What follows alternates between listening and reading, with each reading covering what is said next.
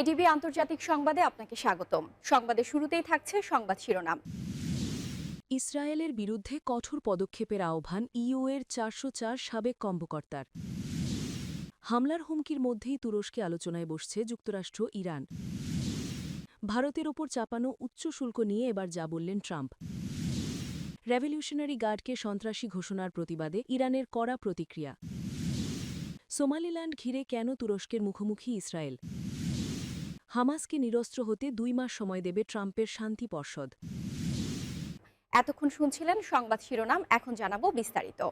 ইসরায়েলের বিরুদ্ধে কঠোর পদক্ষেপের আহ্বান ইইউ-এর ৪০৪ সাবেক কর্মকর্তার। ইউরোপীয় ইউনিয়ন ইইউ ও সদস্য রাষ্ট্রগুলোর ৪০৪ জন সাবেক মন্ত্রী, রাষ্ট্রাধ্যক্ষ এবং জ্যেষ্ঠ কর্মকর্তা ইসরায়েলের ওপর চাপ বাড়ানোর আহ্বান জানিয়েছেন। এছাড়া গাজা, পশ্চিম তীর ও পূর্ব জেরুজালেমে আন্তর্জাতিক আইনের অব্যাহত লঙ্ঘন বন্ধে দৃঢ় ও ধারাবাহিক পদক্ষেপ নেওয়ার জন্য ইইউ-এর প্রতি আহ্বান জানানো হয়েছে। খবর আনাদোলম এজেন্সির। সোমবার প্রকাশিত এক যৌথ বিবৃতিতে ৪০৪ জন সাবেক কর্মকর্তা স্বাক্ষর করে ইইউ ও এর সদস্যদের শুধু নিন্দামূলক বক্তব্যে সীমাবদ্ধ না হয়ে বাস্তব ও কার্যকর পদক্ষেপ নেওয়ার দাবি জানান। প্রস্তাবিত পদক্ষেপগুলোর মধ্যে রয়েছে ইইউ ইসরায়েল অ্যাসোসিয়েশন চুক্তি স্থগিত করা এবং ইসরায়েলের সব ধরনের মাসুলিক সহায়তা বন্ধ করা। বিবৃতিতে বলা হয়, ইউরোপীয় ইউনিয়নের প্রতিষ্ঠাকালীন মূল্যবোধ ও নীতির উপর ভিত্তি করে একটি দৃঢ় দৃষ্টিভঙ্গি গ্রহণ করা আমাদের সময়ের শান্তি ও কল্যাণের শক্তি হিসেবে ইউনিয়নের সুনাম পুনঃপ্রতিষ্ঠার জন্য অপরিহার্য। স্বাক্ষরকারীরা সতর্ক করেন, একটা আন্তর্জাতিক শান্তি উদ্যোগ শুরু হওয়ার পরও গাজায় মানবিক ও নিরাপত্তা পরিস্থিতির অবনতি ঘটছে। তারা চলমান ইসরায়েলি মাসুলিক অভিযান,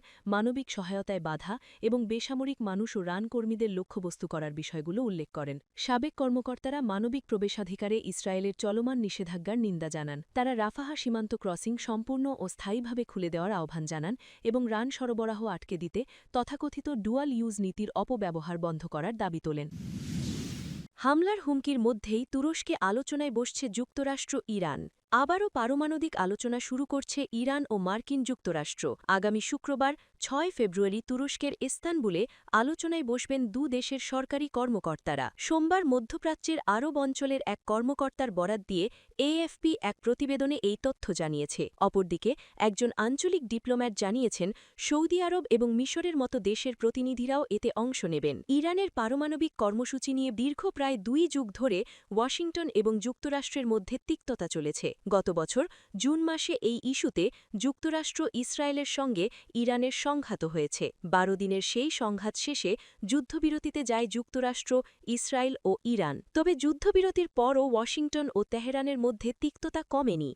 উপরন্তু গত জানুয়ারির মাঝামাঝি মধ্যপ্রাচ্যের সমুদ্রসীমায় যুদ্ধজাহাজের বিশাল এক বহর মোতায়েনের যে নির্দেশ দেন মার্কিন প্রেসিডেন্ট ডোনাল্ড ট্রাম্প, তাতে দেশের যুদ্ধের আশঙ্কা উস্কে যায়। এরই মধ্যে গত ১ ফেব্রুয়ারি ওয়াশিংটনে হোয়াইট হাউসে সাংবাদিকদের সঙ্গে মতবিনিময়ের সময় ট্রাম্প বলেছিলেন, আশা করি ইরানের সঙ্গে আমরা একটি সমঝোতা চুক্তিতে পৌঁছতে পারব। এদিন মার্কিন সংবাদ মাধ্যম সিএনএনকে দেওয়া এক সাক্ষাৎকারে ইরানের পররাষ্ট্রমন্ত্রী সৈয়দ আব্বাস আরাকচি বলেছেন, কয়েকটি মিত্র দেশ এ ব্যাপারে ইরান ও যুক্তরাষ্ট্রের মধ্যে মধ্যস্থতা করছে। তারা আমাদের মধ্যে আত্মবিশ্বাস গড়ে তুলতে চেষ্টা করছে। এটা কঠিন, কিন্তু তারা চেষ্টা করছে। আমার মনে হয়, যদি প্রেসিডেন্ট ট্রাম্পের আলোচক দল একটি সুষ্ঠু ও ন্যায়সঙ্গত সমঝোতা চুক্তির প্রস্তাব নিয়ে এগিয়ে আসে, তাহলে ফের আলোচনা হতে পারে।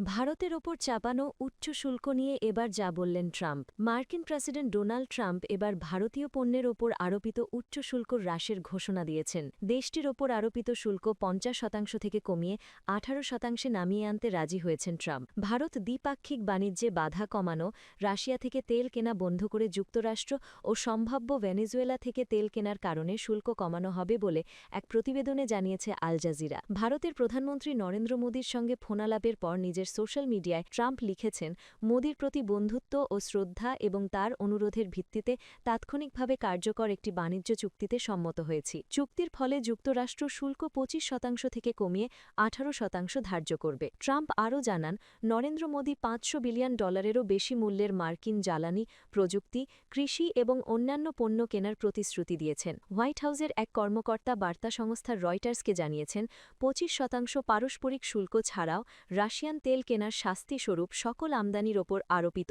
অতিরিক্ত 25% শুল্ক প্রত্যাহার করছে যুক্তরাষ্ট্র। ট্রাম্পের সঙ্গে ফোনালাপের পর নিজের টুইটারে দেওয়া পোস্টে নরেন্দ্র মোদী লিখেছেন, আমার প্রিয় বন্ধু প্রেসিডেন্ট ট্রাম্পের সাথে কথা বলতে দারুণ লাগছে। আমি খুবই আনন্দিত যে ভারতে তৈরি পণ্যের ওপর শুল্ক কমিয়ে 18% করা হয়েছে। এদিকে ভেনেজুয়েলায় সফল সামরিক অভিযানের পর এবার ক্যারিবিয়ান অঞ্চলের দেশ কিউবাকে আল্টিমেটাম দিলেন মার্কিন প্রেসিডেন্ট ডোনাল্ড ট্রাম্প। তিনি বলেছেন, হাভানা যদি ওয়াশিংটনের সঙ্গে বাণিজ্য চুক্তিতে না আসে তাহলে নিকট ভবিষ্যতে মানবিক বিপর্যয়ের মধ্যে পড়বে কিউবা। চলতি সপ্তাহের শুরুর দিকে একটি নির্বাহী আদেশে স্বাক্ষর করেছেন প্রেসিডেন্ট ডোনাল্ড ট্রাম্প। সেই আদেশে বলা হয়েছে, কোনো দেশ যদি কিউবায় তেল রপ্তানি করে তাহলে সেই দেশের ওপর অতিরিক্ত শুল্ক আরোপ করা হবে। ট্রাম্প এই আদেশে স্বাক্ষরের পর মেক্সিকোর প্রেসিডেন্ট ক্লাউডিয়া শিনবাউম সম্প্রতি এক বিবৃতিতে এই প্রসঙ্গে বলেছেন, যুক্তরাষ্ট্রের প্রেসিডেন্টের এই নির্দেশের সরাসরি প্রভাব পড়বে কিউবার হাসপাতাল, খাদ্য সরবরাহ ব্যবস্থা সহ কিউবার জনগণের মৌলিক পরিষেবাগুলোতে। এর জেরে অচিরেই দেশটিতে বড় আকারে মানবিক বিপর্যয়কর পরিস্থিতি দেখা দিতে পারে বলেও উল্লেখ করেছেন তিনি। রেভলিউশনারি গার্ডকে সন্ত্রাসী ঘোষণার প্রতিবাদে ইরানের কড়া প্রতিক্রিয়া। ইরানের বিপ্লবী গার্ড বাহিনীকে রেভলিউশনারি গার্ড হিসেবে তালিকাভুক্ত করেছে ইউরোপীয় ইউনিয়ন। এই সিদ্ধান্তের প্রতিবাদে ইইউর সব রাষ্ট্রাধ্যক্ষকে তলব করেছে ইরান। সোমবার ইরানের পররাষ্ট্র মন্ত্রণালয় এই তথ্য জানায়।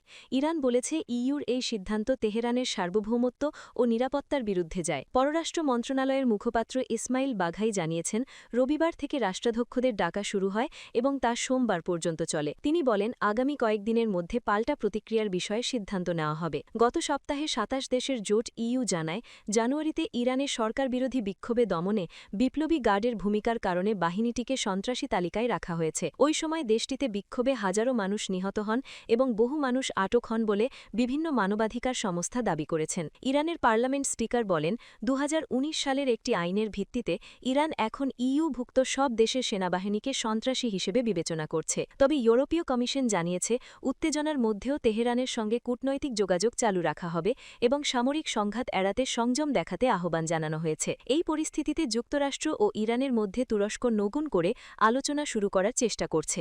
তুরস্কের কর্মকর্তারা জানিয়েছেন, মার্কিন বিশেষ দূত স্টিভ উইটকফের সঙ্গে ইরানি কর্মকর্তাদের বৈঠক আয়োজনের উদ্যোগ নেওয়া হয়েছে। লক্ষ্য হল যুক্তরাষ্ট্রের সম্ভাব্য সামরিক পদক্ষেপের ঝুঁকি কমানো। এদিকে যুক্তরাষ্ট্র মধ্যপ্রাচ্যে যুদ্ধজাহাজ ও ক্ষেপণাস্ত্রবাহী ডেস্ট্রয়ার মোতায়েন করেছে। তবে প্রেসিডেন্ট ডোনাল্ড ট্রাম্প সামরিক শক্তি ব্যবহার করবেন কিনা তা এখনও স্পষ্ট নয়। বিপ্লবী গার্ড ইরানের 1979 সালের ইসলামী পরিবর্তনের পর গঠিত হয়। এটি নিয়মিত সেনাবাহিনীর পাশাপাশি কাজ করে এবং দেশের আভ্যন্তরীণ নিরাপত্তা ও বিভিন্ন অর্থনৈতিক খাতে প্রভাব রাখে। সাম্প্রতিক বিক্ষোভ দমনে গার্ডের অধীন বাসিজ বাহিনী গুরুত্বপূর্ণ ভূমিকা রেখেছে বলে অভিযোগ রয়েছে। মানবাধিকার সংস্থাগুলোর তথ্যমতে, চলমান দমনপীড়নে হাজারো মানুষ নিহত এবং প্রায় 50,000 মানুষ গ্রেফতার হয়েছেন। তবে ইরান সরকার নিহতের সংখ্যা তুলনামূলকভাবে কম বলে দাবি করছে। সোমালিল্যান্ড ঘিরে কেন তুরস্কের মুখোমুখি ইসরায়েল? সম্প্রতি প্রথম কোনো দেশ হিসেবে সোমালিয়ার বিচ্ছিন্নতাবাদী ভূখণ্ড সোমালিল্যান্ডকে স্বাধীন ও সার্বভৌম রাষ্ট্র হিসেবে স্বীকৃতি দিয়েছে ইসরায়েল। তেল আবিবের ঘোষণায় আবার সামনে এসেছে হর্ন অফ আফ্রিকা হিসেবে পরিচিত এই অঞ্চলে ভূরাজনৈতিক আধিপত্য প্রতিষ্ঠার বিষয়টি। বিশ্লেষকদের কেউ কেউ বলছেন, ফিলিস্তিনের গাজা থেকে ফিলিস্তিনিদের উৎখাত করে সোমালিল্যান্ডে স্থানান্তরের ইসরায়েলি পরিকল্পনার অংশ এটি। আবার কেউ বলছেন, হর্ন অফ আফ্রিকায় দীর্ঘমেয়াদী কৌশলগত উপস্থিতি নিশ্চিতের অংশ হিসেবে এই স্বীকৃতি দেওয়া হয়েছে। এর অন্যতম লক্ষ্য এই অঞ্চলে তুরস্কের ক্রমবর্ধমান প্রভাব কমানো। হর্ন অফ আফ্রিকায় আধিপত্য বিস্তারের এই লড়াই অনেক পুরনো। বিশ্বব্যাপী সমুদ্রপথে বাণিজ্যের প্রায় 14% এবং বিশ্বব্যাপী কন্টেইনার নির্ভর বাণিজ্যের 30% লোহিত সাগরের মধ্য দিয়ে পরিবহন করা হয়। ফলে এই অঞ্চলের নিয়ন্ত্রণ নিয়ে বৈশ্বিক শক্তিগুলোর মধ্যে প্রতিযোগিতা চলে আসছে। এতে অঞ্চলটি ইতিমধ্যে বিশ্বের সবচেয়ে মারিকায়ন করা একটি অঞ্চলে পরিণত হয়েছে। হর্ন অফ আফ্রিকায় বিশ্বের প্রায় সবকটি প্রভাবশালী দেশের সামরিক উপস্থিতি রয়েছে। মানচিত্রের দিকে তাকালে দেখা যায়, আফ্রিকা মহাদেশের উত্তর-পূর্ব অংশটি আরব সাগরের দিকে এমনভাবে প্রসারিত হয়েছে যা দেখতে অনেকটা গন্ডারের শিংয়ের মতো। মূলত এই ভৌগোলিক আকৃতির কারণেই অঞ্চলটিকে হর্ন অফ আফ্রিকা বা আফ্রিকার শিং বলা হয়। ইথিওপিয়া, সোমালিয়া, জিবুতি ও ইরিত্রিয়ার মানচিত্রকে এক করে দেখলে শিংয়ের আকৃতির মতো দেখায়। প্রায় 2 লাখ বর্গ কিলোমিটার এলাকা নিয়ে এই অঞ্চল গঠিত।